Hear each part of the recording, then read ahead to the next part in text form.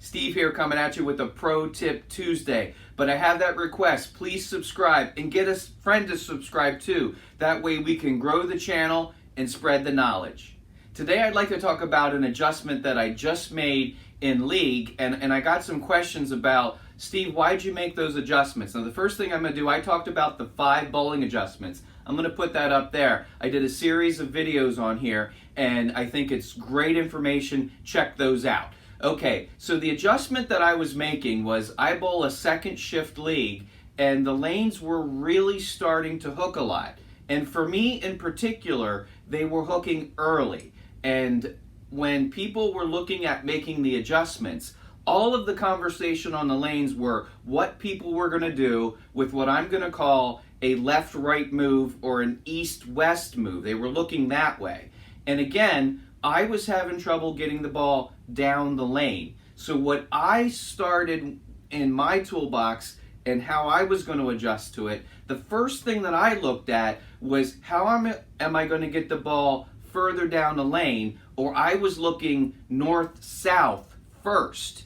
So what I mean by that is, when I'll throw the ball chart up here, what I needed to do, because they were hooking, I went to the lighter oil ball, so I went down, and in this particular case, I threw the Desert Tank. Now, the reason I threw the Desert Tank was because I needed to combat this light oil condition. But again, they were hooking early, and someone said, why don't you throw your purple tank, the urethane ball? And that, you can see, is all the way on the left side of the chart, and that ball would have hooked the soonest. So I needed to get the ball down the lane, so I went a little to the right on that chart to the Desert Tank. But then the second thing I did was I made an adjustment with my release, and I really came over to the side of the ball, and I really wanted to increase the tilt as much as I could, because the more you spin the ball, the more it's going to get down the lane.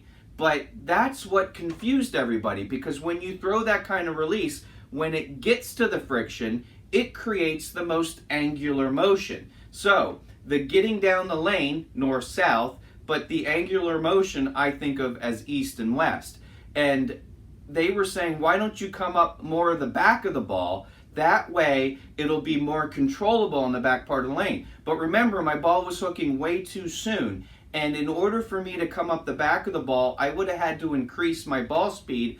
I'm going to say maybe 2, maybe 3 miles per hour, maybe even more than that, so that when I hit the pocket, I could still carry all 10 pins. So what I chose to do was I went down on the ball chart, but then I got the rotation as far over as I felt like I could spin the ball. I could, make that tilt 90 degrees, as far as I could get it over, as opposed to right up the back of the ball and not having very much tilt at all.